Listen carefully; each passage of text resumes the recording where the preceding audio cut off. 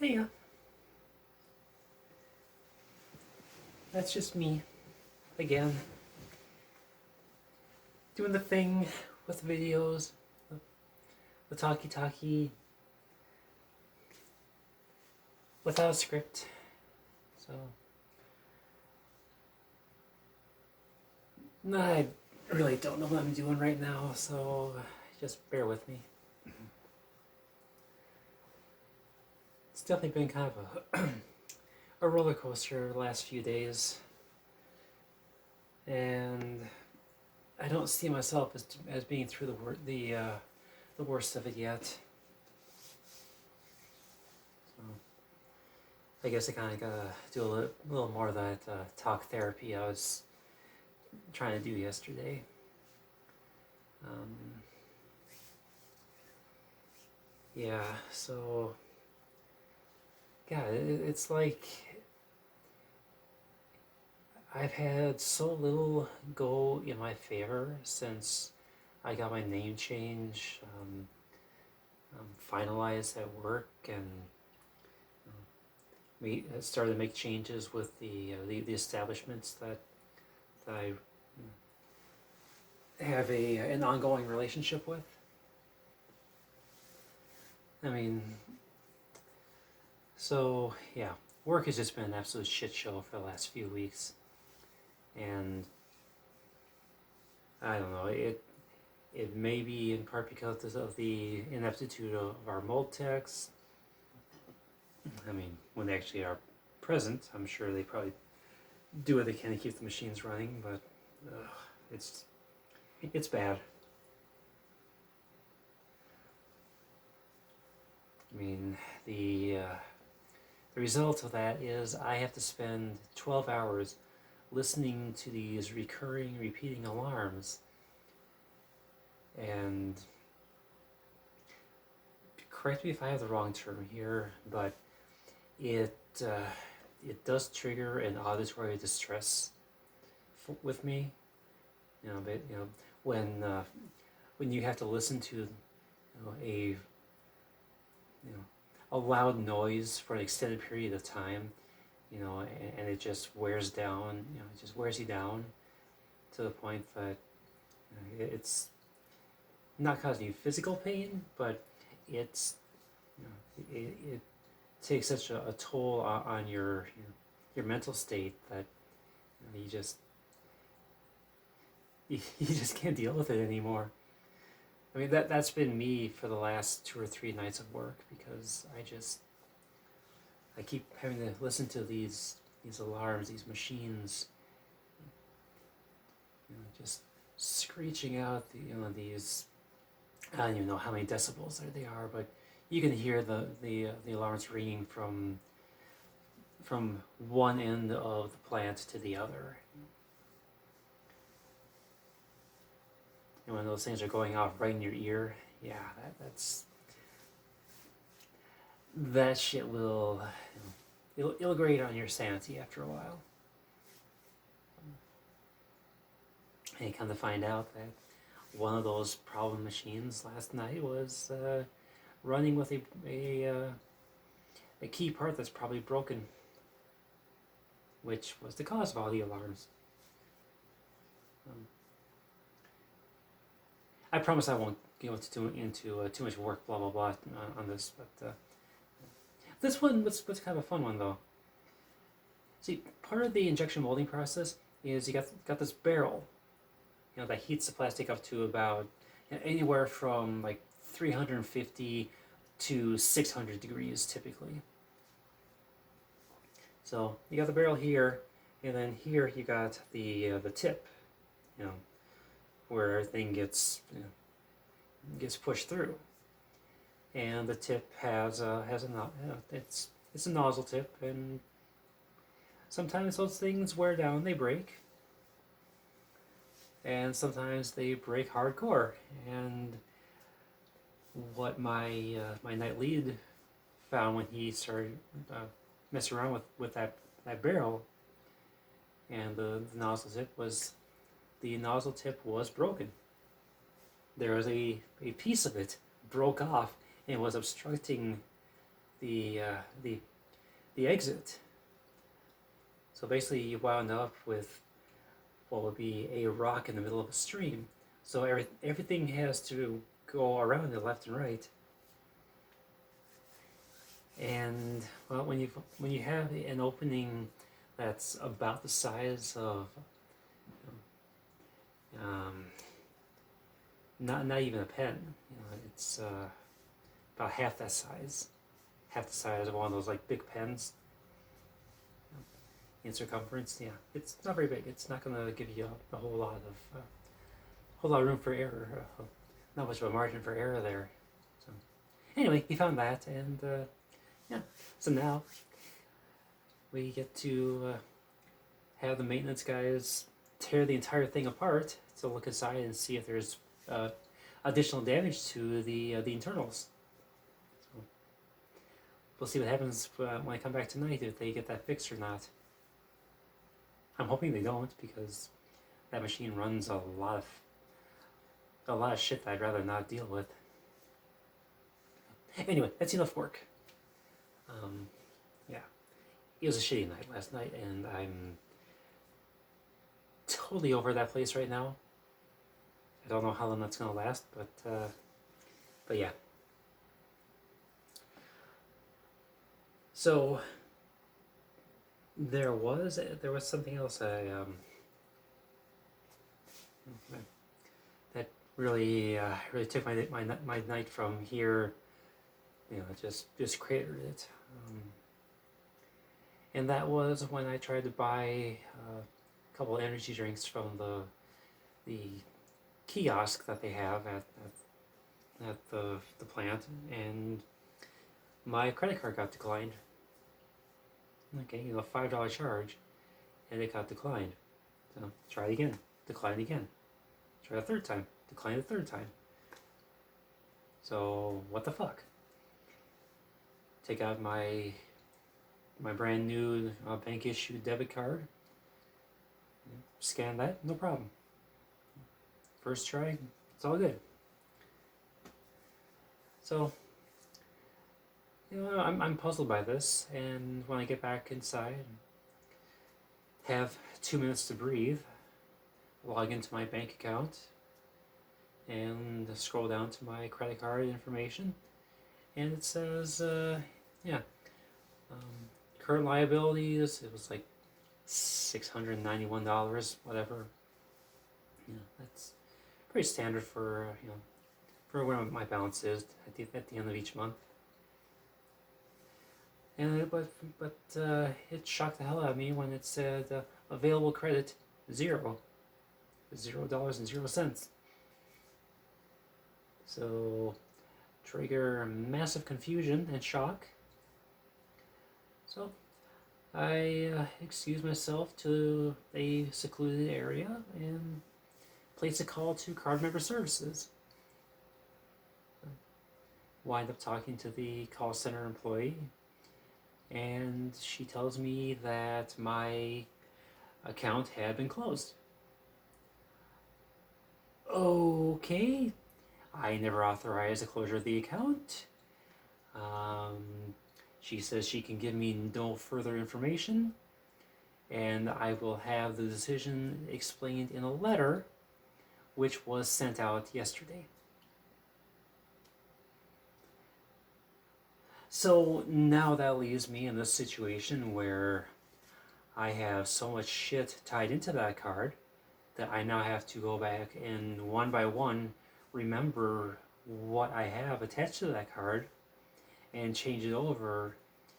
Basically, I've got to scramble before the next billing cycle begins, because all these charges are going to fail because, well, the card is now inactive.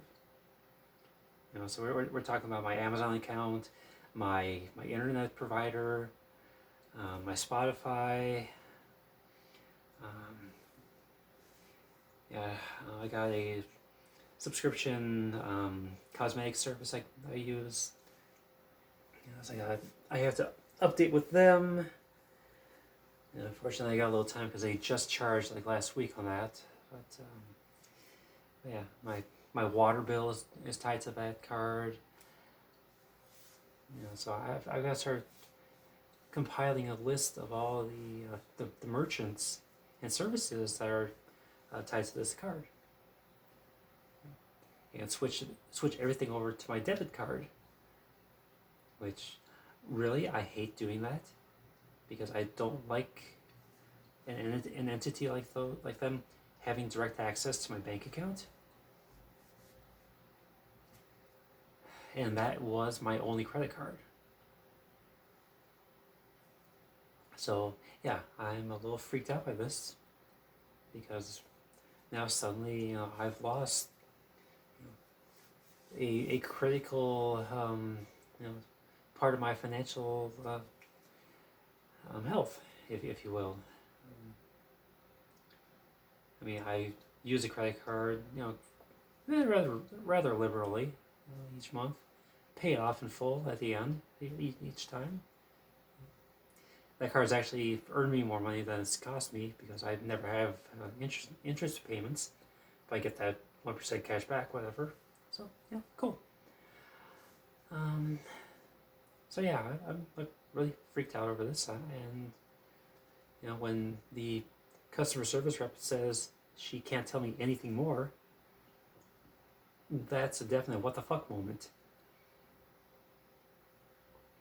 It's like, why would you arbitrarily close my account just because a week and a half prior I had submitted a name change through my bank to the credit card company? Because, prior to about a week and a half ago, my bank knew me by my dead name until I stopped in with all the proper documentation to show that I have changed my name. And, they sent me the bank cards. They arrived last week, no problem. They're all active. They work just fine. But they had to mail the paperwork to the people at Visa. So that must have just arrived at the end of last week, or processed at the end of last week, and they decided to deactivate the card yesterday. So the fact that they never notified me that they were doing it, that's part that really pissed me off. It's just all of a sudden, oh, you have no credit card. We're not going to tell you why. We're just going to, leave you without. Okay, so that is that's a fucking huge deal. I mean, I'm lucky that I was nearby home and I had my debit card nearby, to fall back on. But what if I've been out in some kind of a trip, like a road trip, and I need a $2,000 expenditure? I don't have that kind of money in my checking account, okay? I just don't.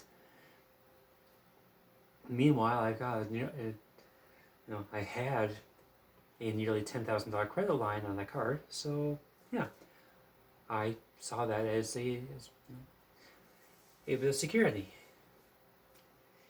Yeah, but anyway, now the card is it's defunct. It's been deactivated. So I'm focused on that all night long because, well, what the fuck? How am I supposed to navigate this? I mean, they're going to tell me what in a letter? I mean, a letter is going to, what, pay my medical bills? It's going to, pay my internet provider. It's going to pay my cell phone bill. I mean, a letter is not going to do that. I needed the fucking credit card to do that, But anyway, I get home, and I'm still freaked out by this, trying to figure out what the fuck's going on. So on the whim, I decided to call card member services again, thinking maybe I'll just have to request to speak with a supervisor. Don't want to go off full Karen or anything, but maybe a supervisor can tell me a little more detail about what's happening. So call card member services again. The rep picks up and I explain to her why I'm calling, and she looks up my information, and she tells me that there was an issue with the paperwork, and they need an updated ID. So the whole thing is because the bank never sent over a copy of my new ID. I mean, I got my driver's license updated a few weeks ago, and that was the thing I was waiting on before I could update my my information with the bank. So I got that, and I know they took a copy of my driver's license when I went in. That's part of the bank's process. So why didn't they send a copy of that license with the rest of the paperwork? Is what I want to know. At any rate, now I have to wait for them to get the letter to me to tell me where I need to send a photocopy of my new ID, my driver's license. And apparently once that happens, once I get that back to them, they can process it, and it sounds like I'll get my line of credit back. But fucking hell, this was just absolutely fucking ridiculous, because the bank couldn't do their job in all this. They were the ones that had to notify Visa that my name was changed. So they sent most of the paperwork, but they forgot this one crucial detail, and that's fucked me over for a few weeks, at least. So, yeah, a little pissed about that. Oh, wow. That was a lot, I'm sorry.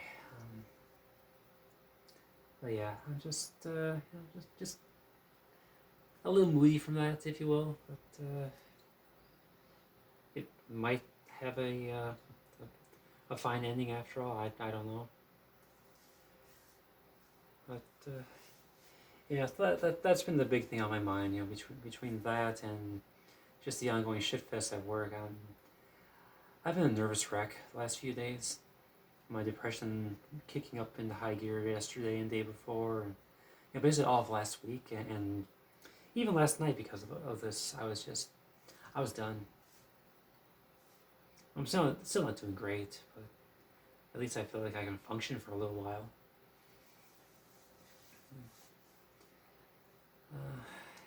But yeah, I mean, hell, last night I was even so pissed off that I didn't care that the rep was misgendering me all the entire time. I just didn't care. I was in so much shock over hearing that they just arbitrarily decided to close out my account.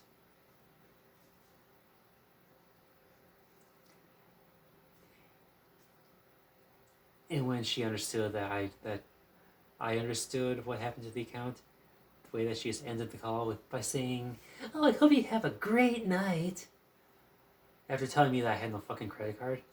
I mean, I know you're reading from a goddamn script, but read your fucking audience a little bit. God damn. Tell someone to have a great and excellent night when they've just been told that their only line of credit has been cut off. And I mean, this is a credit line I've had since 2008. So it's been 14 and a half years with never a single late payment. I think I had interest accrue on it one time because I miscalculated by a few days on when a balance would begin accruing interest. But still, I paid that in full the first month. So, I mean, I have, it's between very good and excellent credit. I mean, so just being told all of a sudden that you have, you have nothing. It's like, you don't really realize how much you depend on these things until you don't have them anymore. So yeah, I just if you're changing your legal name, just put this out as kind of a PSA for you. If you're changing your legal name, just be aware that this could happen to you as well. I mean, it doesn't matter if you're trans, if you're cis, if you're getting married, change your name for that. If you're just changing it because you need something different, be aware that when you update through a financial institution, you may have some unintended consequences that you wouldn't have ever expected. I mean, I sure didn't expect to lose access to my credit card just because I was following procedure. But yeah, there it is. Anyway, yeah, so that's really this the big thing I want to talk about today. So I guess I do have something kind of nice to look forward to this weekend. I'm taking off Saturday to head to the not quite local, but it's a major city in the area that's having their Pride Festival on Saturday. It'll be my first time attending one, like ever. I mean,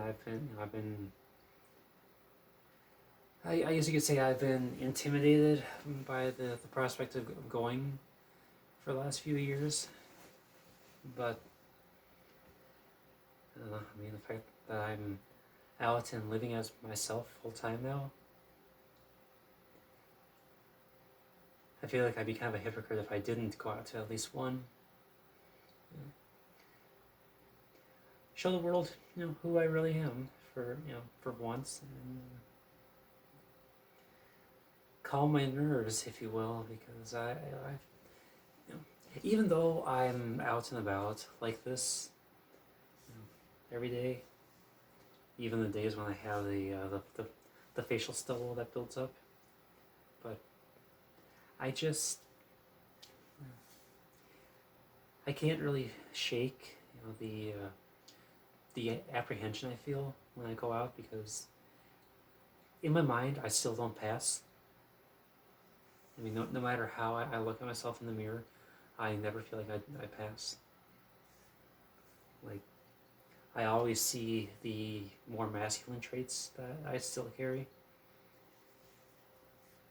And you talk about gender dysphoria and what it really is, and I guess that's a really good example of what gender dysphoria is. It's when you look in the mirror and you see this person that really is not you.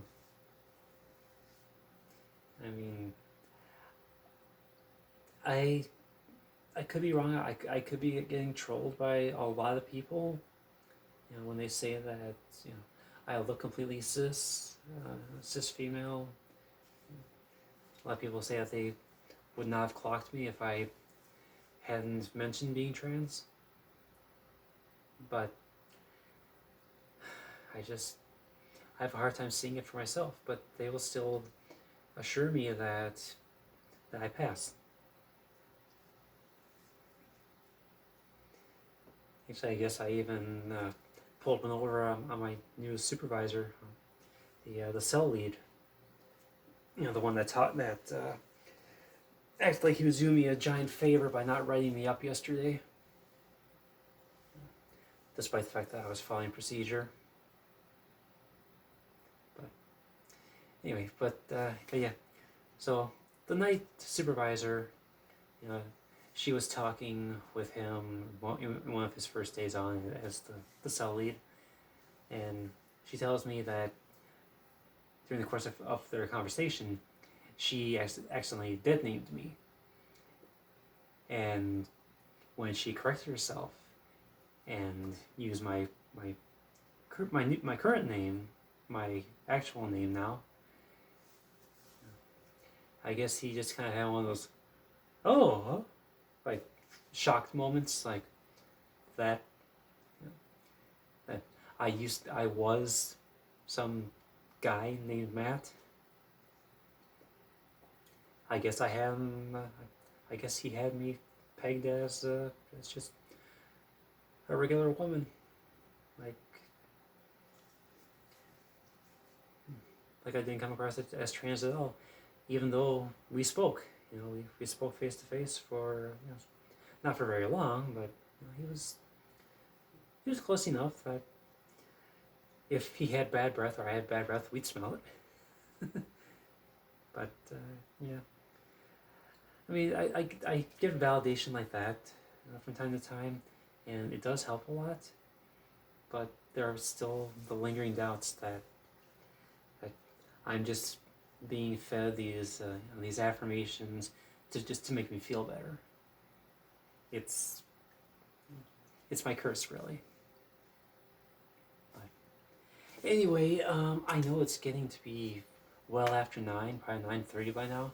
So I'm gonna shut up and go to bed because I am fucking exhausted after last night, and I need to get more sleep today than I got yesterday. I actually woke up yesterday and kind of engaged in an hour-long chat with one of my friends, who I hope to see this weekend.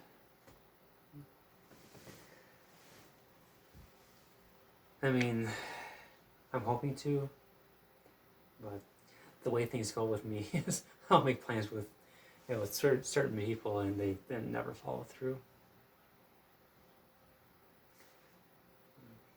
But hoping this time will be different. Anyway, I'm gonna shut up now and go to bed because Sharky here says so. And I want to get sleep before it gets too hot up in here. I don't mind this condo. I mean, it's part of why I bought it, but it does have the misfortune of retaining heat really well. And in the afternoon, it gets right toasty in here. And of course, I don't have the option to do window air conditioning because I've got exactly 2 windows in this condo. I have the bedroom window in this room and the bedroom window in the other bedroom. That one over there is screened permanently, so I can never mount a window AC unit in there, as the screen is permanently fixed to the frame. Over here in this one, the window frame is it's not designed to hold a window air conditioner because there's this lip that runs all along the base on the base of the windowsill. So you'd wind up putting all the way to the air conditioner on that little tiny lip, which runs about maybe that tall. And I don't see it doing anything other than just breaking right off,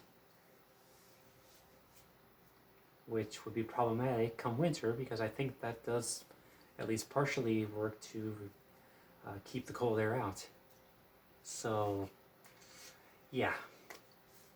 Window AC I can't do. Portable AC, I've got one, but oh dear God, does it get expensive. It is horribly inefficient, and no.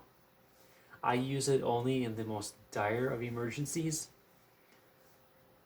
because to run that I can cool one room, and that usually is going to cost me about $5 to $6 a day to run, just for a few hours even. So yeah, like I said, horribly inefficient. And if I'm in there, I have to bear in mind that the cat is going to want in and out too, so yeah, it doesn't work very well.